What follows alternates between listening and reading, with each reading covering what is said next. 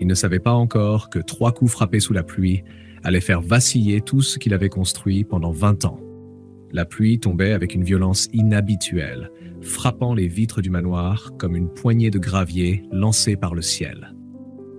Perchée sur la colline, la demeure de Vincent Delacroix dominait la ville plongée dans l'obscurité. À cette heure tardive, tout était éteint, sauf la lumière du bureau au 2e étage. Vincent était assis derrière son large bureau en acajou, entouré d'étagères chargées de dossiers et de maquettes de centres commerciaux. Son regard passait d'un tableau de chiffres à un autre. Les terrasses de la gare, les galeries Horizon, le parc central, des projets devenus des symboles de réussite. Il avait bâti un empire à partir de presque rien.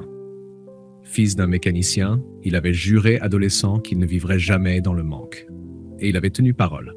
Un éclair fendit le ciel, illuminant brièvement la pièce. Quelques secondes plus tard, un grondement sourd fit vibrer les vitres. Puis un bruit. Un coup à la porte. Vincent releva lentement la tête. Il resta immobile, écoutant. Le vent pouvait projeter des branches contre le bois massif. Il secoua légèrement la tête et replongea dans ses rapports. Le 2e coup fut plus net. Cette fois, il posa son stylo. Personne ne venait au manoir sans rendez-vous. La propriété était protégée par un portail électrique, des caméras et une équipe de sécurité présente jour et nuit. Par un temps pareil, même les employés avaient reçu l'ordre de rester dans leur quartier. Un 3e coup résonna, toujours mesuré, mais déterminé. Vincent se leva, contrarié. Il appuya sur l'interphone relié au poste de sécurité. Ici, Delacroix. Qui est à la porte? Un grésillement. Puis rien. Il réessaya. Silence. L'orage avait probablement perturbé le système. Cela ne lui plaisait pas. Pas du tout. Il traversait le long couloir décoré de tableaux contemporains et descendit l'escalier central. Ses pas résonnaient dans le hall de marbre. Arrivé devant la porte d'entrée, il hésita une fraction de seconde. Qui pouvait braver la tempête pour venir jusqu'ici? Il ouvrit. Un garçon se tenait là, seul sous la pluie battante. Il devait avoir 10 ans, peut-être 11. Ses vêtements collaient à sa peau, un sac à dos sombre pendait à ses épaules. De l'eau gouttait de ses cheveux et formait une flaque à ses pieds. Mais ce qui frappa Vincent, ce ne fut pas son état, ce fut son regard. Calme, fixe, résolu. « Bonsoir », dit l'enfant d'une voix posée malgré le froid. « Vous êtes bien, Vincent Delacroix ?»« Oui. »« Qui es-tu ? Et comment es-tu entré ici ?» Le garçon ne détourna pas les yeux. « Je m'appelle Lucas. J'ai besoin de vous parler. C'est très important. » Aucune panique, aucune supplication, juste une certitude tranquille. Vincent balaya l'allée du regard. Personne derrière. Aucune voiture. Aucune silhouette. « Où sont tes parents ? » ?»« Je n'ai pas de parents. » La réponse fut simple, sans tremblement. Un éclair illumina de nouveau la scène, révélant les traits fins du garçon et ses doigts crispés sur les bretelles de son sac. Il tremblait de froid, mais pas de peur. Vincent sentit un pincement inattendu au creux de l'estomac. Il soupira. « Entre !» Le hall, vaste et chaleureux, contrastait brutalement avec la tempête extérieure. Le garçon resta immobile quelques secondes, comme s'il découvrait un autre monde. Le sol de marbre reflétait les lumières dorées du lustre. Les murs étaient décorés de photographies encadrées. Inauguration, poignées de mains officielles, coupure de presse saluant le succès de l'entreprise. La gouvernante apparut au bout du couloir, surprise de voir un enfant dégoulinant d'eau. « Apportez une serviette et du thé chaud », demanda Vincent calmement. Lucas retira son sac avec précaution comme s'il transportait quelque chose de précieux. Ses chaussures laissaient des traces humides sur le sol impeccable. Ils s'installèrent dans un petit salon attenant au hall. Le feu crépitait doucement dans la cheminée. La chaleur fit rougir les joues du garçon. « Alors, » dit Vincent en s'asseyant face à lui, « de quoi voulais-tu me parler ?» Lucas ouvrit son sac et en sortit un dossier ancien au coin usé. Il le posa sur la table basse avec une attention presque cérémonieuse. « Ça concerne mon père. »« Et vous ?» Vincent croisa les bras. « Je ne comprends pas. » Lucas inspira profondément. « Mon père s'appelait Stéphane Moreau. Il travaillait pour votre compagnie il y a 15 ans. » Le nom ne provoqua d'abord aucune réaction visible. Mais lorsque le garçon ajouta « Il est mort pendant la construction du centre commercial Les Terrasses de la Gare », le silence changea de nature, le feu continua de crépiter, mais l'air sembla soudain plus lourd. Les Terrasses de la Gare, l'un de ses premiers grands projets. celui qui avait véritablement lancé sa carrière nationale. Il se souvenait d'un accident, un échafaudage effondré, un mort, une indemnisation versée. Une enquête conclut à une tragique fatalité. L'affaire a été classée, dit Vincent d'un ton maîtrisé. Lucas acquiesça. Oui, mais ce n'était pas un simple accident. Le garçon ouvrit le dossier. Des coupures de presse jaunies, des copies de rapports, des photographies de chantier. Puis il sortit une petite clé USB. Mon père a enregistré une vidéo avant de mourir. Les flammes de la cheminée se reflétaient dans le métal de la clé. Vincent sentit pour la première fois depuis longtemps une sensation inhabituelle. Non pas la peur, mais l'anticipation d'une vérité qu'il n'était pas certain de vouloir entendre. Dehors, la pluie redoubla d'intensité, comme si le monde retenait son souffle. Avant de continuer, prenez une seconde pour liker cette histoire et vous abonner, merci. Dehors, la pluie redoublait d'intensité, martelant les vitres comme un avertissement. À l'intérieur, la petite clé USB brillait sous la lumière du salon, minuscule objet capable d'ébranler des années de réussite. Vincent la fixa quelques secondes sans la toucher. « Qu'y a-t-il dessus » demanda-t-il d'une voix plus basse. Lucas répondit sans hésiter. « La vérité ». Le feu crépitait doucement, contrastant avec la tension qui s'installait. Vincent se leva lentement. « Viens !» Ils retournèrent dans le bureau à l'étage. Les murs, couverts de distinctions professionnelles, semblaient observer la scène en silence. Vincent s'assit derrière son bureau, ouvrit son ordinateur portable et inséra la clé USB. Un seul fichier vidéo apparut. La durée indiquait 4 minutes 37 secondes. Vincent lança la lecture. L'image tremblait. On voyait un homme portant un casque de chantier dans un espace mal éclairé. Le bruit du vent se mêlait à celui d'une structure métallique qui vibrait. « Je m'appelle Stéphane Moreau. Si vous regardez cette vidéo, c'est qu'il m'est arrivé quelque chose. » Sa voix était tendue, mais déterminée. J'ai signalé à 2 reprises des défauts dans les fixations des échafaudages. Les pièces utilisées ne correspondent pas aux normes indiquées dans les plans. On m'a répondu que le budget était serré et qu'il fallait avancer. Vincent sentit ses doigts se crisper sur le bureau. On économise sur les matériaux, les attaches sont moins résistantes. Si la structure cède, ce ne sera pas un accident, ce sera une conséquence. La vidéo s'interrompit brutalement. Le silence qui suivit fut plus lourd que l'orage. Lucas observait Vincent sans parler. Dans l'esprit du promoteur, les souvenirs remontaient. 15 ans plus tôt, son entreprise connaissait une croissance fulgurante. Les délais étaient serrés. Les investisseurs exigeaient des résultats rapides. Il avait multiplié les chantiers, délégué davantage, fait confiance à ses directeurs techniques. Il se souvenait vaguement d'un rapport interne mentionnant un retard lié à des ajustements de matériel. Rien qui n'ait attiré son attention à l'époque. « Qui d'autre a vu cette vidéo ?» demanda-t-il finalement. « Personne », répondit Lucas. Mon père l'avait confiée à un ami, il avait peur. Il pensait la montrer si quelque chose arrivait. Mais l'ami a gardé le silence. Il avait une famille, il ne voulait pas de problème. Avant de mourir, il m'a remis la clé. Quand ?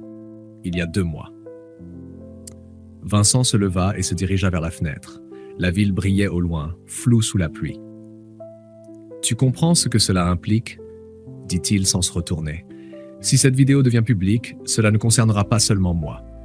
Des directeurs, des chefs de chantier, peut-être même des fournisseurs seront impliqués. »« Mon père est mort, » répondit Lucas calmement. Lui aussi était impliqué. Mais il avait parlé. Ces mots frappèrent Vincent plus durement qu'une accusation directe. « Pourquoi venir ici seul ? Pourquoi ne pas avoir contacté un avocat, un journaliste ?» Lucas baissa brièvement les yeux avant de les relever. « Parce que je voulais vous regarder en face quand vous verriez ça. » Cette phrase suspendit l'air. Vincent comprit que l'enfant n'était pas venu chercher un scandale. Il était venu chercher une décision. « Qu'est-ce que tu veux exactement ?» demanda-t-il. « Que vous reconnaissiez que ce n'était pas un accident. Que plus personne ne soit obligé de choisir entre son travail et sa conscience. » Il n'y avait ni colère ni haine dans sa voix, seulement une conviction profonde. Vincent retourna s'asseoir. Il rouvrit la vidéo et la regarda une seconde fois, attentivement.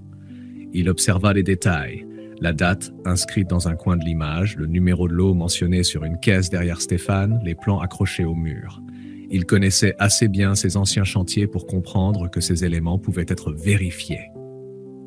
Si ce que dit ton père est exact, murmura-t-il, cela signifie que quelqu'un a validé l'utilisation de matériaux non conformes.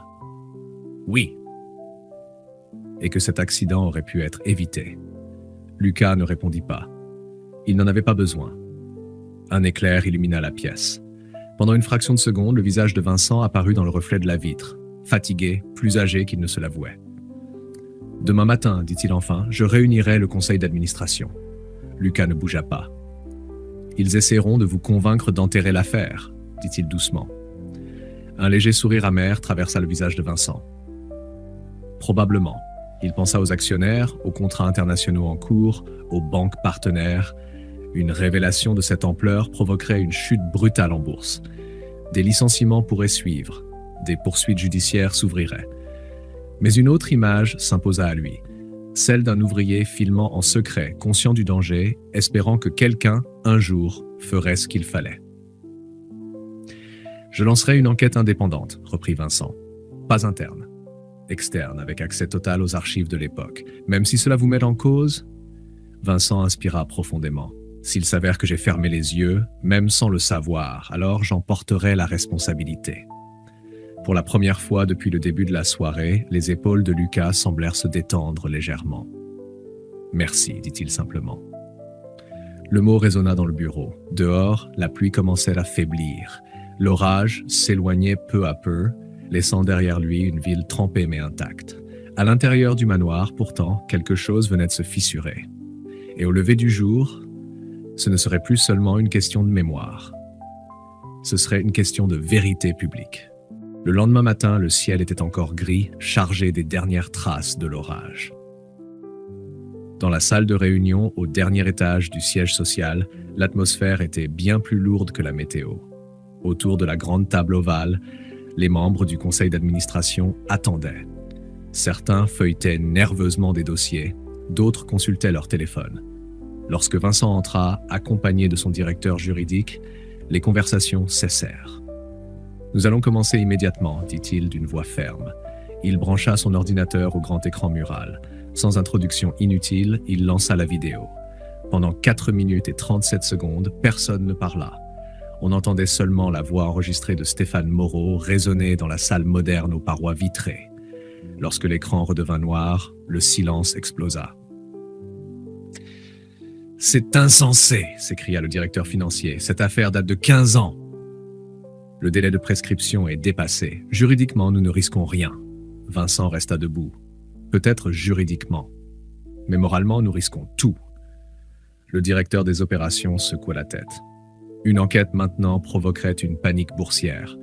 Les investisseurs fuiront. Les banques réévalueront nos lignes de crédit. Vous mettez en danger des milliers d'emplois. Vincent soutint les regards. Ce qui met des vies en danger, ce sont les économies sur la sécurité. Pas la vérité. Il annonça officiellement l'ouverture d'une enquête indépendante confiée à un cabinet externe spécialisé en conformité industrielle. Accès total aux archives, aux contrats fournisseurs, aux échanges internes de l'époque. Les protestations continuèrent, mais la décision était prise. Les jours suivants furent intenses. Les auditeurs épluchèrent les anciens dossiers. Ils retrouvèrent des courriels internes mentionnant des ajustements budgétaires sur les matériaux, des signatures autorisant des substitutions de pièces moins coûteuses, des comptes rendus de réunions où les délais avaient été priorisés sur certaines vérifications techniques. Peu à peu, la vérité se dessinait clairement. Plusieurs cadres intermédiaires avaient validé des choix risqués pour respecter les budgets imposés. Les avertissements de Stéphane Moreau avaient bien été signalés mais classés comme non prioritaires. Lorsque le rapport préliminaire fut remis à Vincent, il le lut seul, tard dans son bureau. Chaque page confirmait que l'accident aurait pu être évité. Il resta longtemps immobile. Il aurait pu limiter les dégâts, publier un communiqué vague, parler d'erreurs collectives, protéger l'image de l'entreprise. Mais il se souvenait du regard de Lucas. Un mois plus tard, la salle de conférence de presse était pleine. Caméras, journalistes, flash.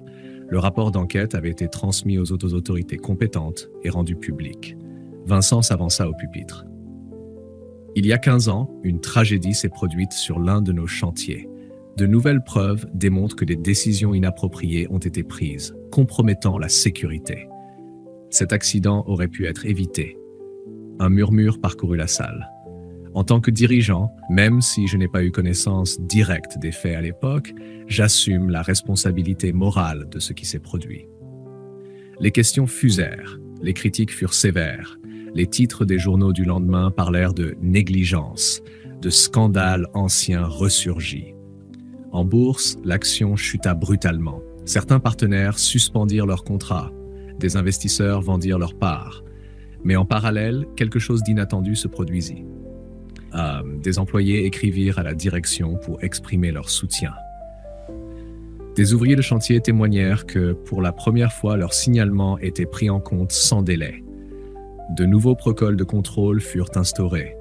Vérification indépendante obligatoire, droit d'alerte anonyme, audit trimestriel des matériaux. La Fondation Stéphane Moreau fut officiellement créée. Elle finança des formations à la sécurité, des programmes de prévention des risques et apporta un soutien financier aux familles d'accidents du travail. La réputation de l'entreprise souffrit à court terme, mais sa crédibilité, elle, se reconstruisait sur des bases plus solides. Pendant ce temps, Lucas ne retourna pas au foyer. « Ce n'est pas une compensation », lui avait dit Vincent, « c'est une responsabilité partagée. Tu m'as obligé à regarder la vérité en face. Les premiers mois furent prudents. » Lucas observait beaucoup, parlait peu. Il avait appris à ne pas faire confiance facilement. Mais Vincent tint parole. Il l'inscrivit dans une bonne école, l'accompagna à ses rendez-vous, s'intéressa à ses devoirs. Un soir, alors qu'il dînait simplement dans la cuisine, Lucas posa une question. « Vous avez peur de tout perdre ?» Vincent réfléchit. « J'ai déjà perdu une partie de ma fortune, mais j'aurais tout perdu si j'avais choisi de me taire. » Les années passèrent. L'entreprise, plus rigoureuse que jamais, devint une référence nationale en matière de sécurité des chantiers. Les marges étaient parfois moins élevées, les projets plus lents, mais les standards étaient devenus exemplaires. Lucas grandit avec une idée claire. Il deviendrait ingénieur en bâtiment. Pour que plus jamais quelqu'un n'ait à enregistrer une vidéo comme celle de mon père. Le jour où il entra à l'université, Vincent l'accompagna. Ils ne parlèrent pas beaucoup, mais le silence n'était plus lourd. Il était apaisé.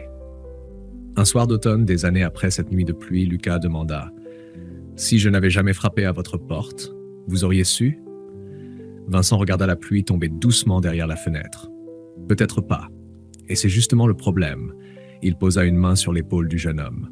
« La vérité peut coûter cher, mais le mensonge coûte toujours plus. » Cette histoire nous rappelle que la responsabilité ne disparaît pas avec le temps. Qu'un seul acte de courage, même celui d'un enfant, peut transformer un destin, une entreprise et des vies entières. Si cette histoire vous a touché, n'oubliez pas de vous abonner, de liker, de partager autour de vous et de laisser votre avis en commentaire. Parce que parfois, il suffit d'oser frapper à une porte pour changer le monde.